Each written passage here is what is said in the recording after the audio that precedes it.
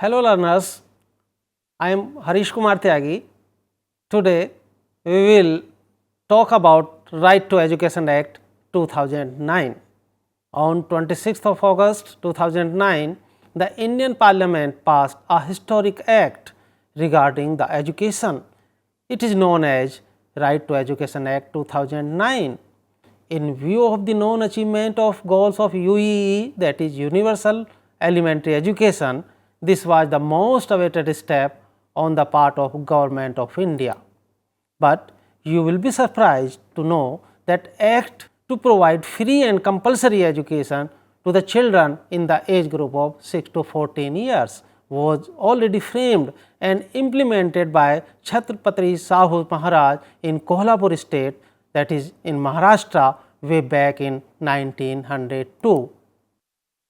In 1918, Vittal Bhai Patel made primary education compulsory in all municipal councils of Bombay state by passing an act to that effect.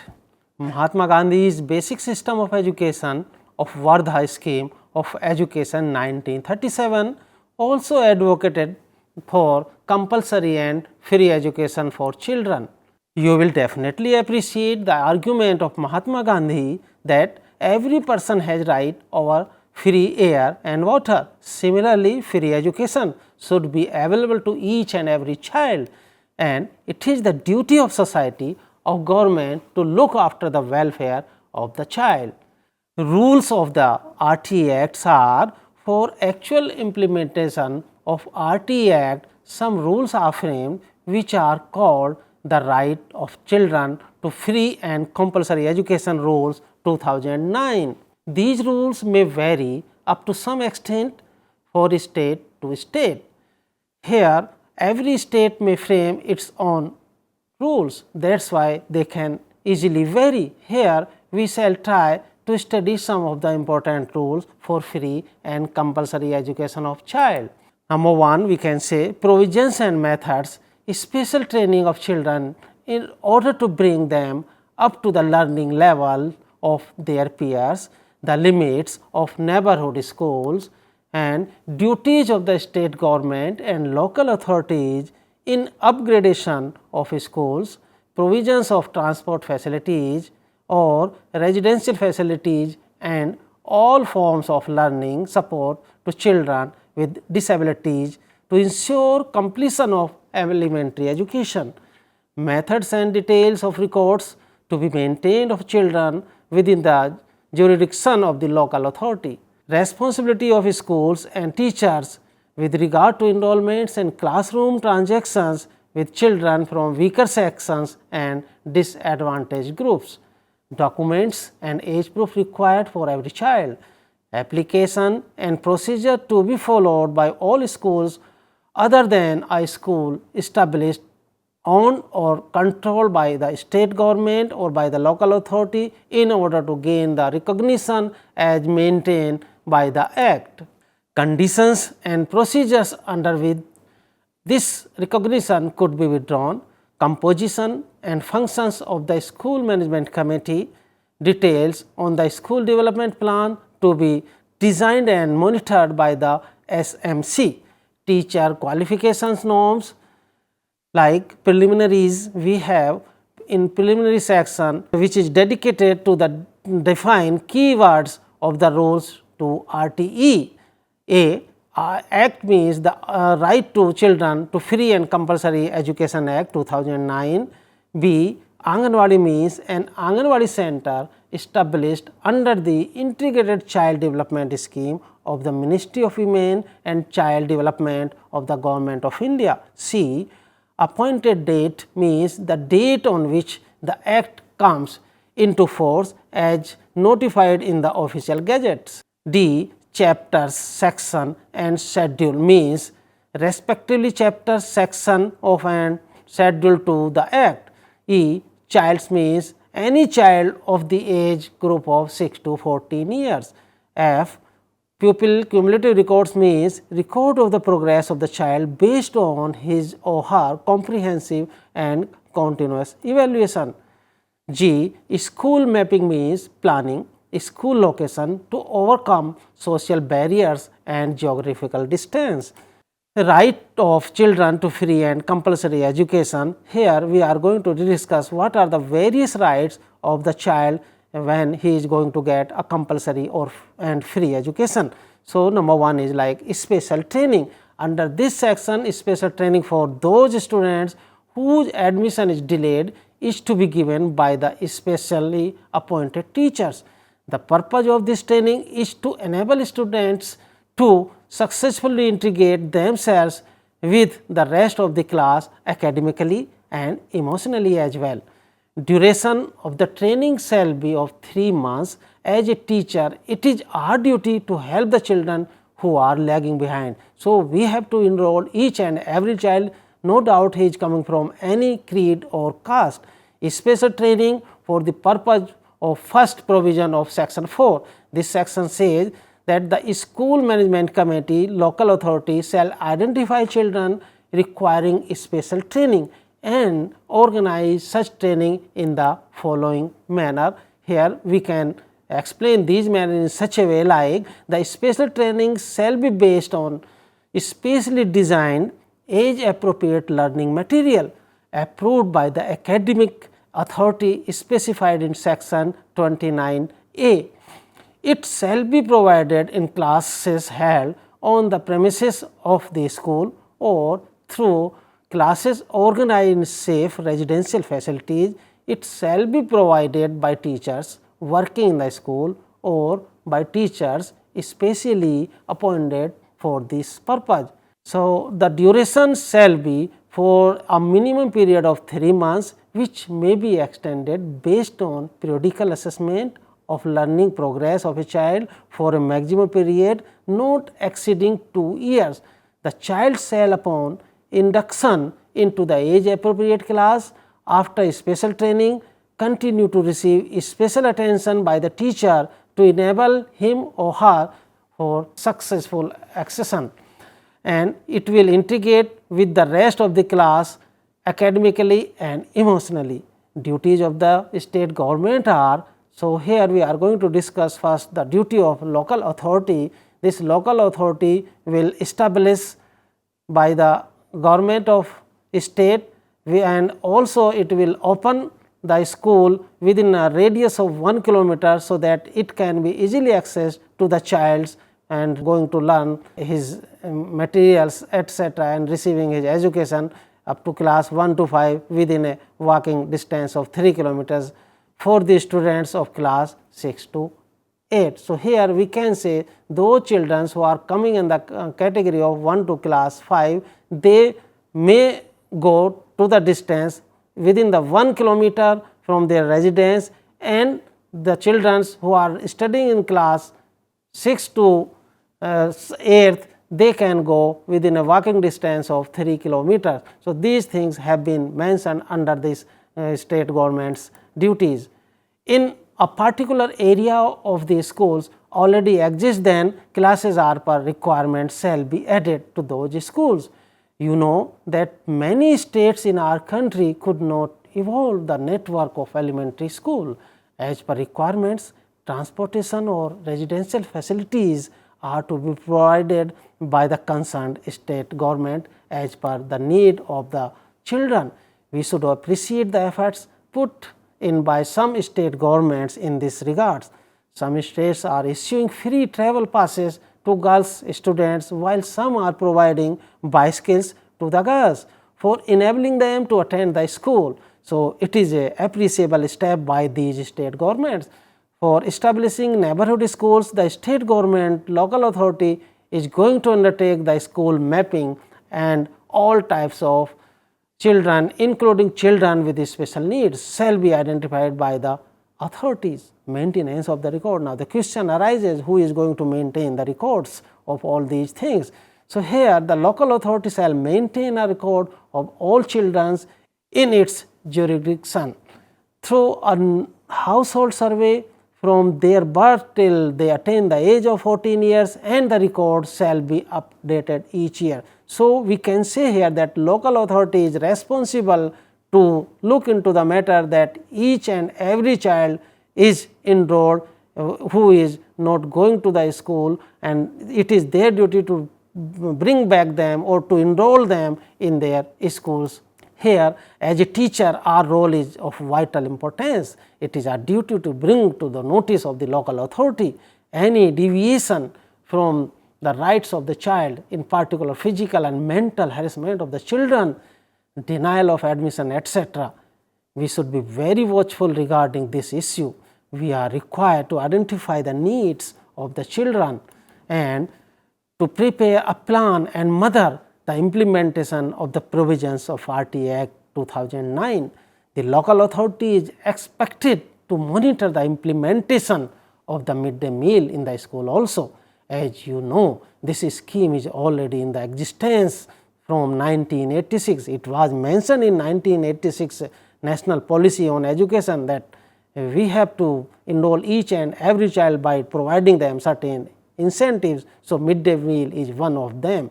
And in this regard, many states are doing a lot of efforts, and they are making this scheme as a practicable. It is our duty to check the malpractices, if any, at our level occurs. So, the management committee shall prepare a school development plan which shall be for 3 years. It shall include infrastructure requirements, requirements regarding human resources like appointment of headmasters, appointment of teachers, appointment of staff, and appointment of additional financial requirements, and also as per the need of the school. We can assist the management committee for preparing this plan. So, here the responsibility of school and the teachers are that every school controlled or recognized by the state government shall help to implement this provision of Right to Education Act 2009. We should never forget that the school is not run for profit to any individual, group or association of individual or any other person. The role of district education officer is very often very important, and because he is expected to act as custodian to implement the provisions of RT Act in any effective way. So, here this school education officer will work as a custodian. The school shall work under the instructions of DEO, that is district education officer. As a teacher will have to play a vital role in the universalization of elementary education, because we are supposed to be main human resource in the implementation of Right to Education Act. Our school may face the action of de-recognition if we fail to comply with the responsibilities entrusted with ourselves and the school. We are required to identify and enlist all eligible children within our areas of work, identify the neighborhood school and make the same available to the child. Means if some schools are available in our nearby or in our locality, so we can ask these schools to enroll such children, those who are away from the school. School management committee's role, as you know, that management is an important aspect of education. We need to manage our school in a better way if we wish to give elementary education to all the children. As per provision of RT Act, the school management committee shall be constituted mainly out of parents of children, and their strength shall be 75%. Some of the important functions of the committee may be as follows, like monitor that the children, the teachers are not burdened with the academic, non-academic duties except with those of census and elections. So, first time in this RT Act it has been mentioned, and it has been realized that teachers were very much busy during the elections, and they were being engaged in doing the census activities. So, first times they have made free, and this has been ensured that they should not be given such duties. And in addition to the normal duties, the teachers are required to maintain a file containing the cumulative record of every child, which will be like on the basis of their previous record, we can project that how the child is and how the child's behavior was and how his activities were in the class rooms, etc. We are expected to participate in training programs, curriculum formulations, training modules and textbooks development. There shall be a grievance redressal mechanism for teachers. You see, today even the teachers are victimized. So, there should be a grievance redressal cell. So, first time it has been realized in RT Act that it should be constituted. The state government shall constitute school tribunals at the state level, district level and block levels. The state or local authority shall maintain the pupil teacher ratio, means what is the ratio of the pupil as well as the teachers. So, it should be not more than 30 students for one teachers, and teachers, the academic authority of the concerned state lays down the qualification of the teachers. So, here whatever the qualification of the teachers have been laid down, it should be there and the teachers should be recruited as per the fulfillment of their qualification. The minimum qualification laid down by this authority are applicable to all schools in a state where there is a shortage of trained teachers or there is a qualification may be relaxed for the appointment, but the teacher should be at least possesses the minimum academic qualification as may be prescribed by the government. So, here the curriculum and completion of the elementary education. So, here in this RT Act it has mentioned what type of curriculum and when it is going to be completed has been discussed. The state government shall notify the State Council of Educational Research and Training or its equivalent as the academic authority, means this SCERT will definitely be authority to maintain and to supervise the schools coming under its jurisdiction, while it shall formulate syllabus and textbooks and other learning materials. It shall also help in service teachers training program, design and prepare guidelines for implementing curriculum and practicing continuous comprehensive evaluation. The certificate of completion of elementary education shall be issued at the school, block and district level. So, here it is fairly to mention that RT Act has also given due emphasis for the training of the teachers also. It has also mentioned that as a teacher you have to be careful in maintaining all types of records, especially cumulative records of every child, which will help you assess the overall development of the child. So, here again it will be fair to say that cumulative record has the record of a child of beginning to till date. It means what was the position of a child academically, socially, emotionally or psychology when he has taken the admission and what is the position of the child right now. So, on the basis of this cumulative record things can be predicted about the child and protection of the right of the children. Many states in the country have constituted state commissions for protection of the child rights. In respect of a state which does not have a state commission or protection of the child rights, the state government may take immediate step to set up such commissions. Till such time, an interim authority known as Right to Education Protection Authority, that is REPA, shall be set up. It has been found that in spite of establishment of commissions or authorities, the objectives are not achieved completely due to absence of cooperation and commitment at all the levels. So, as a teacher, it is our prime duty to work sincerely and cooperate for achieving the cherished goal of RT Act 2009. So, what types of rights are? Like children's rights are defined in numerous ways, including a wide spectrum of civil, cultural, economic, social and political rights. Rights tend to be of two general types, like those advocating for children as autonomous persons under the law and those placing a claim on society for protection from harms prepared on children because of their dependency. These have been labeled as the rights of empowerment, as the rights of the protection. One Canadian organization categorizes children's right into three broad categories. Number one is provision. Children have the right to an adequate standard of living, health care, education and services, and to play and recreation. These include a balanced diet, means here they have given emphasize on the balanced diet also, a warm bed to sleep in and access to schooling. They have also mentioned the protection under the rights. Children have the right to protection from abuse, neglect, exploitation and discrimination, means they say that no child should be discriminated and no child should be neglected and they should be free from all the abuses and sins, etc.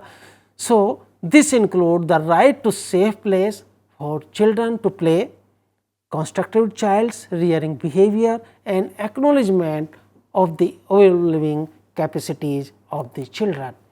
Participation under these rights, Canadian says that children have the right to participate in communities and have programs and services for themselves.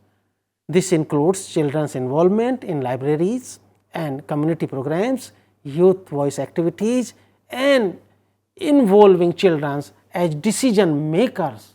In a similar fashion, the Child Rights Information Network or CRIN for short categories rights into two groups. So, these are some categories of the child's right. Number one, economic, social and cultural rights related to the conditions necessary to meet basic human needs such as food, shelter, education, health care and gainful employment. Included are rights to education, adequate housing, food, water, standard of health, right to work and right at work, as well as the cultural right of minorities and the indigenous people. Number two, environmental, cultural and developmental rights, which are like called as the third generation rights and including the right to live in safe and healthy environments, and that groups of people have the rights to cultural, political and social development. Scholarly study generally focuses children's rights by identifying individual rights. The following rights allow children to grow up healthy and free, like number one, freedom of speech, freedom of thought, freedom from fear, freedom of choice and right to make decisions, ownership over one's body. So, these are the rights of a child, and education is the concurrent list. Education has been included in the concurrent list. As you know, to impart education is the joint responsibility of center as well as of the state governments. The central government and the state government shall have concurrent responsibility for providing funds for carrying out the provisions of RTE Act. So, here certain amounts on education is spent by the center and certain amount is spent by the state. Sometimes this amount is bared by the 50% by both the government. The central government shall prepare the estimate of capital and recurring expenditure for the implementation of the provisions of RTE Act. The central government shall provide to the state government as grants in aid of revenues such percentage of expenditure as it may determine from time to time in consultation with the state government. The state government from the funds received from the central government and its own resources will be responsible to provide funds for the implementation of the provisions of RTE.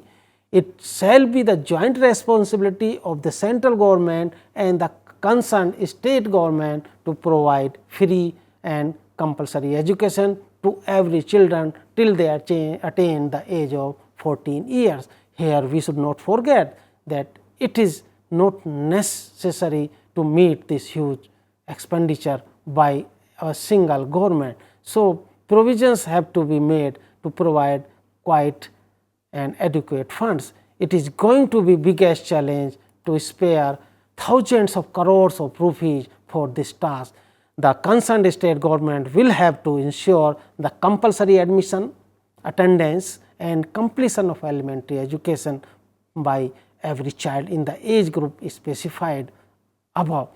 We have here mentioned that age group is 6 to 14 years. So, it is the duty of the government to provide free and compulsory education to all the children till they attain the age of 16 years. So, we have to ensure that availability of the neighborhood school, means school should be available in nearby locality, and it has to be ensured that no discrimination is made on any ground among children regarding persuasion of elementary education. Here also we are expected to work for checking discrimination. If discrimination is found somewhere in any school etc., then we have to be very careful and we have to stop it.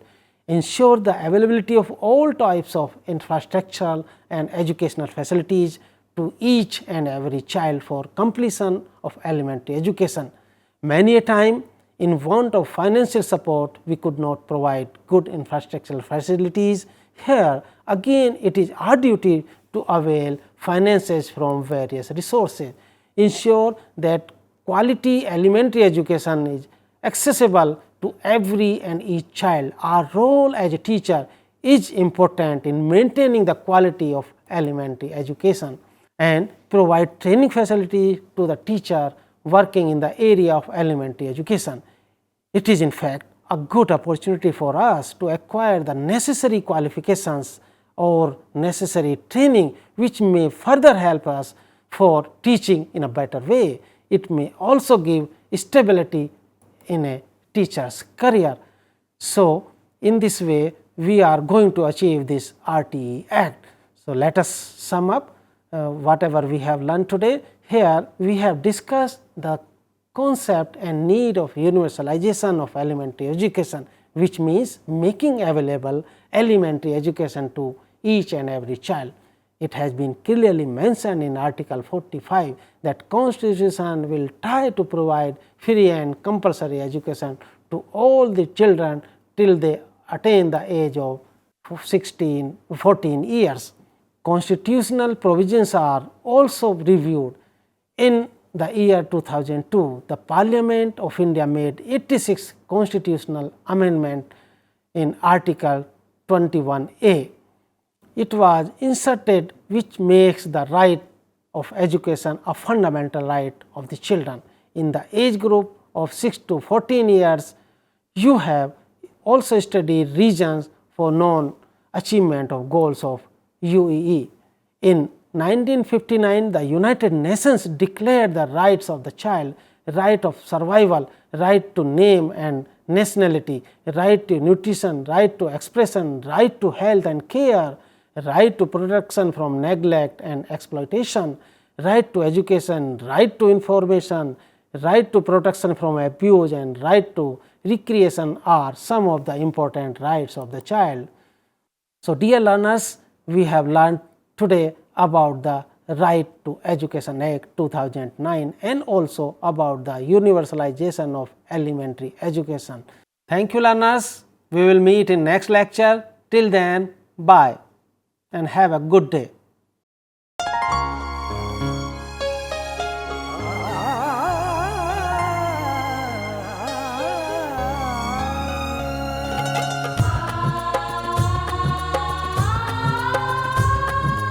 जीवन ये प्रकाशित करने, राहों को आलोकित करने, हम अपना दीपक स्वयं बने, हम अपना रास्ता स्वयं चुने।